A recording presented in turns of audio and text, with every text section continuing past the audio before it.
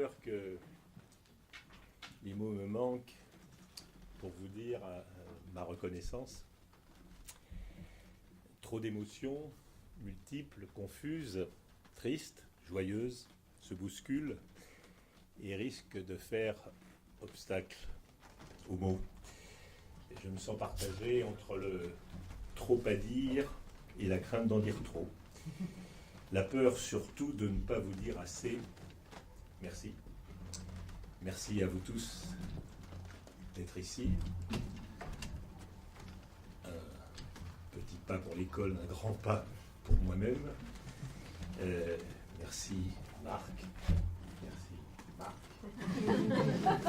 Merci Paul. Merci à tous de votre présence et les mots qui viennent d'être dits par chacun ont été, croyez-moi, droit au cœur. Il m'est arrivé jadis de faire des discours, Pierre l'évoquait à l'instant, Pierre Petit-Mangin, pour des départs en retraite. C'est bien la première fois que je fais un discours pour ma propre retraite. C'est aussi la dernière fois, je vous jure. Je ne ferai pas de tournée d'adieu, je ne ferai pas de comeback. Tout au plus me verra-t-on encore, de loin en loin, errer d'un air faussement affairé dans les couloirs du 45, échangeant un rapide « Ah, qu'est-ce que tu deviens ?» avec un ancien collègue. Car, voyez-vous, Madame Verdurin avait ses mercredis, mais moi, j'ai mes lundis. Parler de soi est embarrassant. Parler de soi au passé, comme il s'y est aujourd'hui, l'est un peu moins. Ce n'est pas tout à fait de soi qu'on parle. À ce moment où je suis encore ici, sans être tout à fait d'ici, il me faut évoquer ici ce qu'ici a signifié pour moi.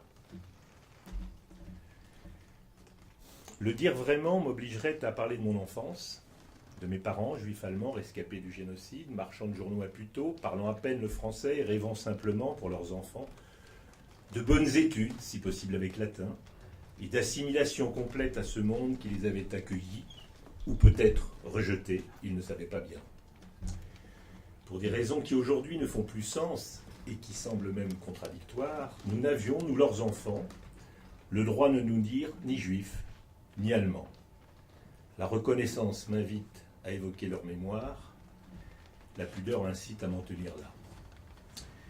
Disons simplement que le mot « école normale supérieure » suscitait chez nous l'espoir d'approcher un nouveau monde et la crainte d'y pénétrer un jour sans en connaître les codes.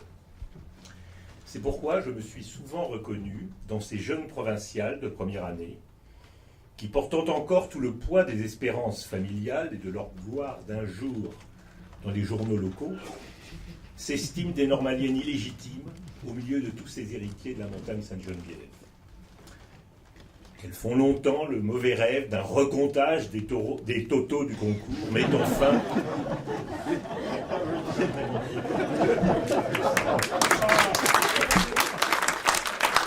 Ça devait arriver.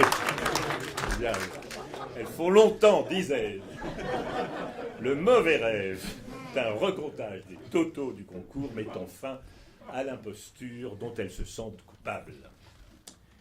C'est sans doute au fait de m'être senti d'abord un transclasse à l'école normale supérieure que je dois d'avoir tenté d'y exercer tous les métiers possibles. J'y étais élève, promo 71, puis agrégé répétiteur de 5e année grâce à la générosité de Louis Althusser. J'y revins longtemps après, maître de conférence, accueilli par l'hospitalité de Claude Imbert, Jean-François Courtine et Bernard Pottrat. Plus tard, j'y fus directeur adjoint et j'eus la chance d'avoir à mes côtés Isabelle Cortian, que je salue, et de travailler sous l'autorité de Gabriel Ruget.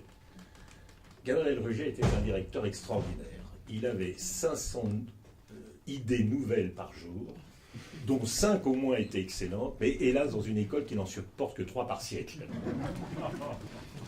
Puis je fus directeur du département. J'ai eu la chance d'être épaulé en cela par Tasnim, merci d'être ici. Et enfin, professeur des universités, aux côtés des excellents collègues qui m'entourent aujourd'hui et qui se passeront sans peine de moi. Nous sommes ici pour passer et donc pour qu'on se passe de nous.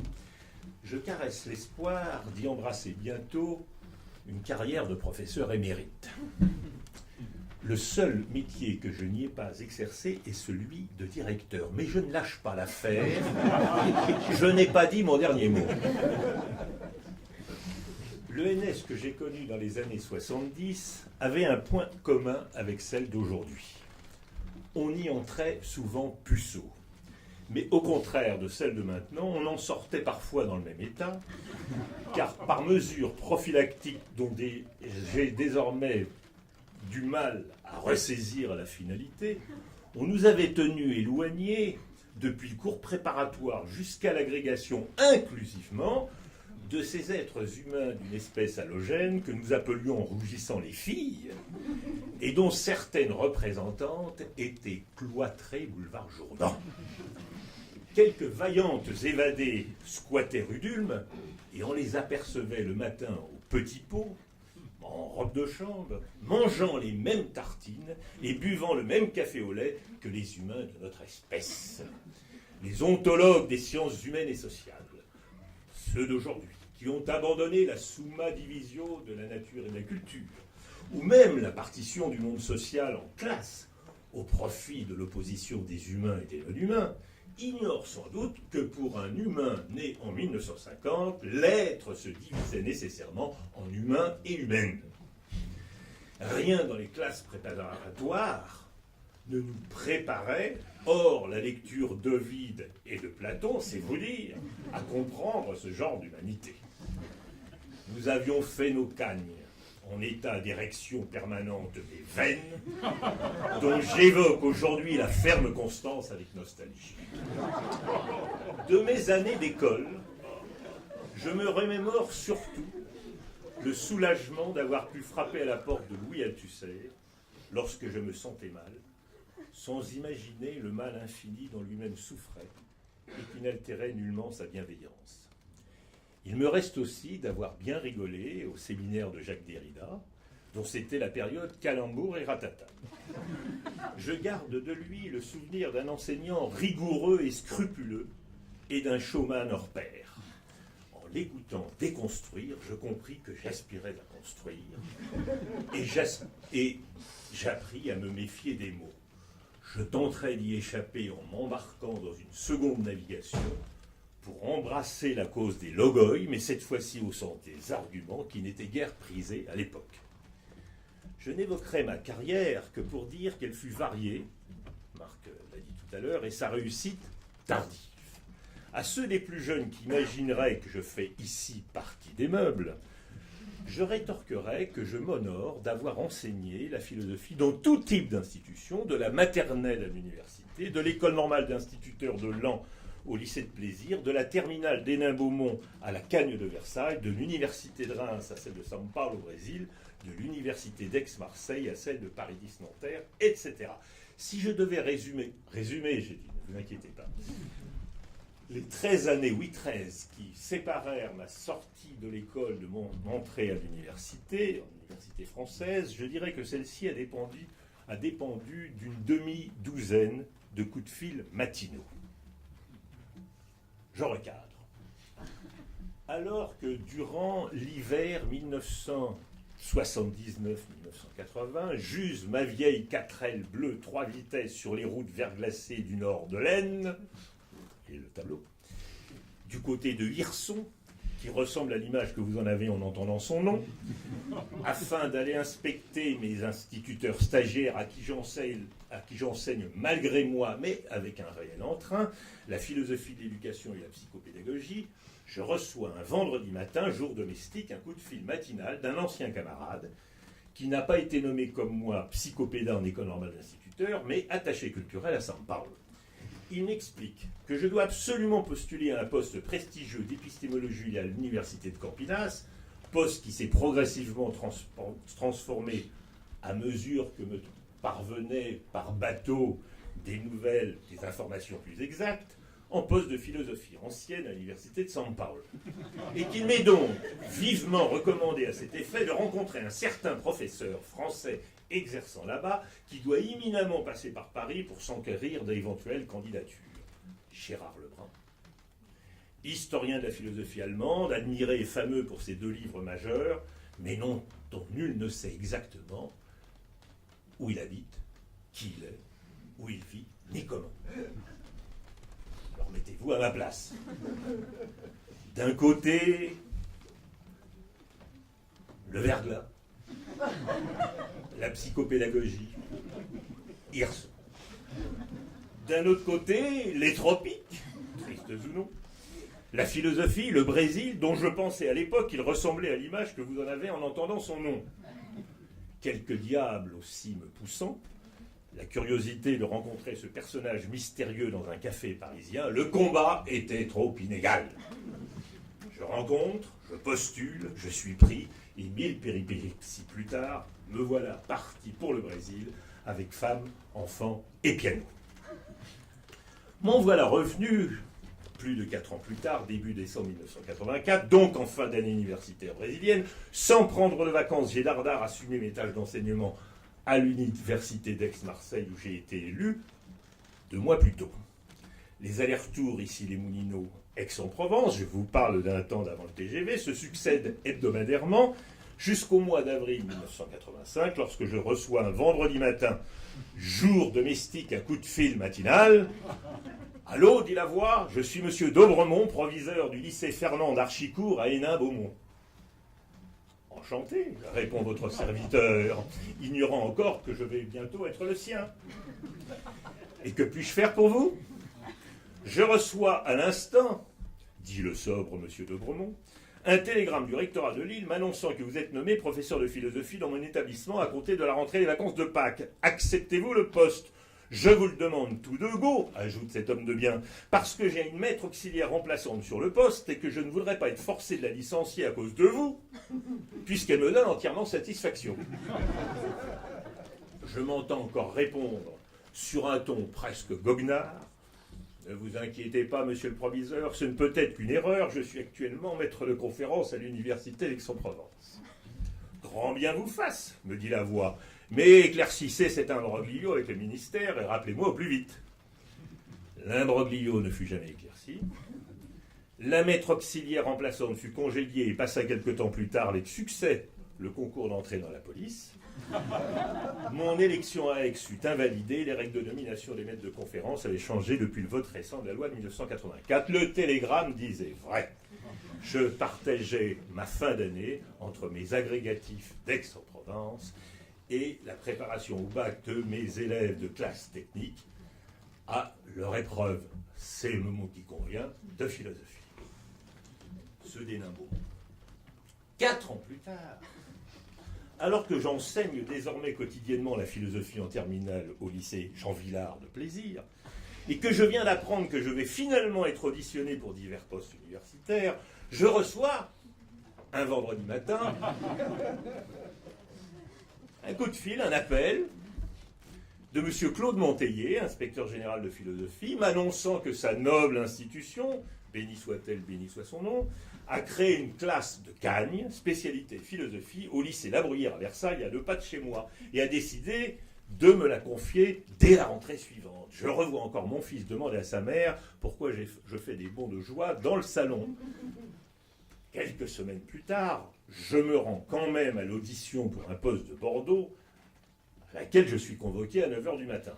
Après une nuit de train et l'usage de différents moyens de transport, j'entre fourbu dans la salle d'audition et je m'entends encore prononcer cette phrase « Monsieur le Président, Mesdames et Messieurs les membres de la commission de spécialistes, je suis venu vous dire que je retire ma candidature. » Alors même que cette décision, je viens de la prendre à ma propre surprise quelques secondes plus tôt.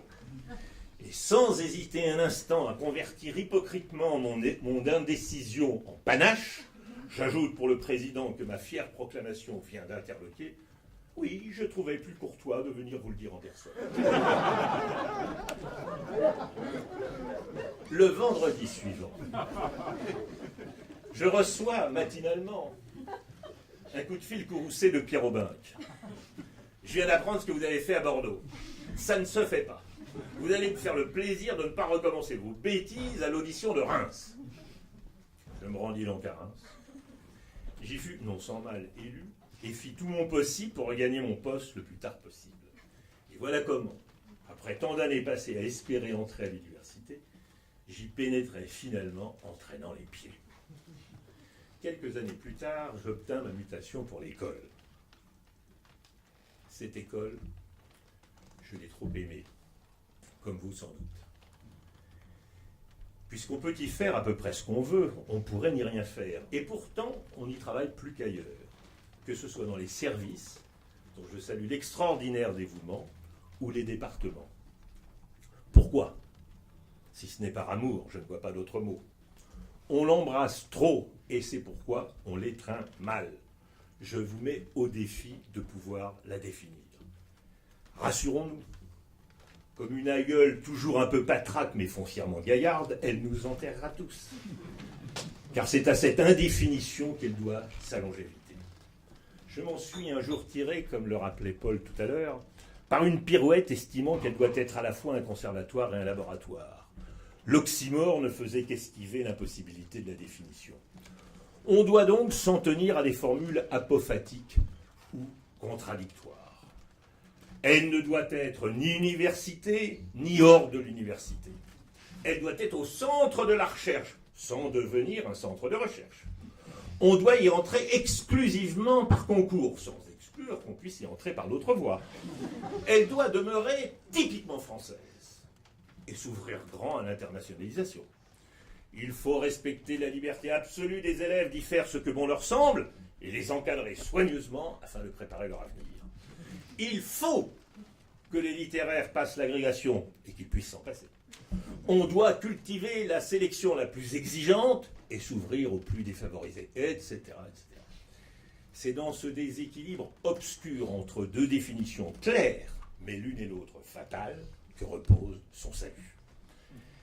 Si j'avais un conseil à donner au directeur d'aujourd'hui et de demain, c'est le seul jour où je me l'autorise, et d'autant plus volontiers que le conseil est vain à des gens si avisés, ce serait de toujours rester dans le vague. Lorsque, par suite des pressions des divers mécanos institutionnels, des PSLisations du jour, des indexations à la mode, des commutations à marche forcée, des uniformisations de toujours, quelque administrateur de l'éducation nationale tente de cerner notre identité en nous posant naïvement la question piège, celle qui régit nos papiers, comme disait un jour un autre de mes maîtres, Michel Foucault. Mais enfin, c'est quoi cette école ? Indéfinissable, elle est aussi ingouvernable. Parce qu'elle n'est pas une école, mais un symbole national, une décoration républicaine que s'octroient à vie tous ceux qui un jour y sont entrés et qui ne lui imaginent d'autre avenir que leur propre passé imaginaire. Quelques directeurs envisagent-ils de repeindre les murs du réfectoire ou de modifier le coefficient de version de langue vivante au concours d'entrée? Vous trouverez toujours 10 copains de promo disposés à signer avec vous une pétition adressée au monde, s'indignant contre cette atteinte à l'intégrité de la République dont vos CV se portent garant.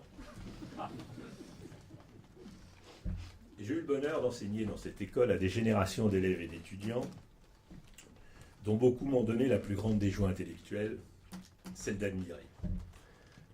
Que nul n'entre ici s'il se croit admirable et ne sait admirer. C'est à eux que vont aujourd'hui mes plus vifs remerciements. Car si j'ai travaillé ici, si j'y ai écrit, c'est d'abord pour eux, tourmentés chaque jour par la crainte de les décevoir. Et avec l'espoir qu'on ne recompte jamais les totaux du concours 1971. Certes, j'ai longtemps regretté de n'avoir jamais réussi à écrire la critique de la raison pure. Mais je me raccrochais à une excuse, je ne suis pas germaniste. Comme on parlait allemand à la maison, sauf avec nous, j'estimais n'avoir jamais à apprendre une langue dont je pensais avoir la science infuse. En revanche, je me suis offert le luxe d'avoir tenté de philosopher sur deux de mes passions. Une honorable et une honteuse.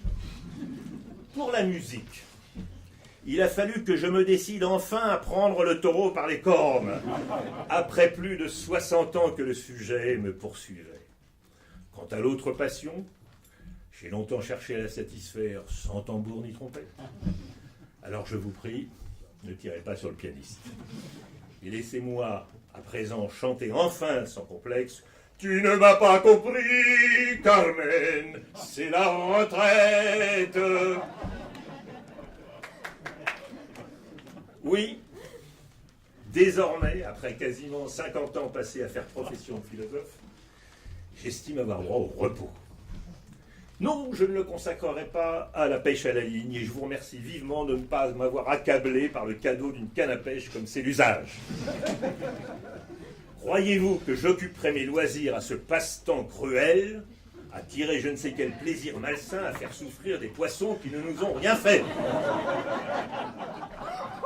Non. La vérité, c'est que je ne vois d'autre issue à ma longue carrière consacrée à la philosophie qu'à endosser enfin la condition de sage. Un philosophe en exercice aspire à la sagesse, un philosophe émérite l'a forcément atteinte. Je cesserai donc de me fatiguer à analyser des notions, à définir des concepts, à tenter d'éclaircir les problèmes. Je ne chercherai plus à justifier des thèses par des arguments appropriés. Je ne m'efforcerai plus au terme d'un épuisant labeur de viser clarté et distinction. Je serai sage. C'est le seul état que je juge conforme à la dignité de l'âge et adapté au statut de philosophe retraité. Je parlerai donc lentement, par apophthegme, en soupirant entre les syllabes d'un air là. Je m'adresserai à mes interlocuteurs avec un demi-sourire complice, qui leur fera croire que mes formules triviales contiennent d'inestimables réserves de sapience. Je laisserai à leur intelligence, qu'ils estimeraient ainsi considérable à mes yeux, le soin d'interpréter mes dires et surtout mes silences. Ils joindraient à leur admiration pour ma sagesse l'amour pour ma personne que leur inspirerait la haute estime dans laquelle ils penseraient que je les tiens. Foin de concepts, je n'userai que de métaphores. Foin d'arguments, je ne m'exprimerai que par formules lapidaires. Je deviendrai d'un coup pré-socratique et postmoderne, avec une touche de Frentuch. J'arpenterai les sentiers battus qui ne mènent nulle part. Parfois, je dirais même le contraire. Justement. J'alternerai sentences banales et énoncés opaques. Tantôt je proverberai, tantôt je charbonnerai. Je me veux à la fois le virtuose du lieu commun et artiste du contre-pied, visionnaire absolu des généralités radicales. Je prophétiserai que la philosophie a toujours déjà été morte. Je vaticinerai qu'il n'y a plus de science, plus d'hommes, plus de sujets, plus d'essence, plus de raison, plus d'être, plus d'étant, plus que du sens, c'est-à-dire en dernière instance du non-sens. Je prédiquerai qu'il n'y a jamais eu de prédication. Seulement de l'antéprédicatif, toujours déjà socialement construit. Voilà ce que dès demain, je ferai si le démon de la philosophie m'abandonnait, l'émérita venant. Mais rassurez-vous, de Sophia, je n'ai pas plus que quiconque, et j'ai la chance d'avoir en vous autant de philoi que l'on peut souhaiter. Je ne désire donc nullement atteindre l'âge de la sagesse, mais pouvoir seulement compter pour toujours autant d'amis que ce soir. Car vous savez comme moi, il n'y a pas de sagesse après la philosophie. Pas plus qu'il n'y a d'autre monde après celui-ci. J'espère donc seulement pour vous, pour mes proches, pour tous mes amis et aussi pour moi-même, que nous ne serons jamais sages, que nous quitterons ce monde le plus tard possible et que nous le quitterons serein, c'est-à-dire avec le sentiment d'avoir fini de vivre. Il en va de même de tout nouveau départ. Je vous dirai donc, je pars serein, j'ai fini.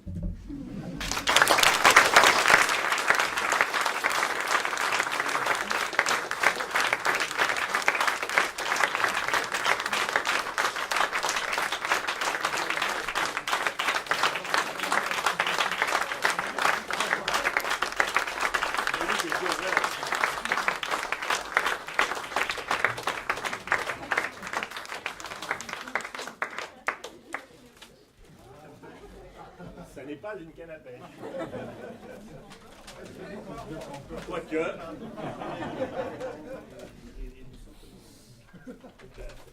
Merci, chers collègues. Je ne sais pas si ça casse. Si, ça peut.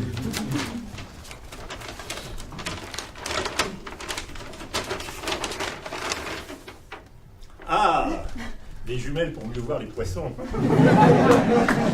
refaire les photos.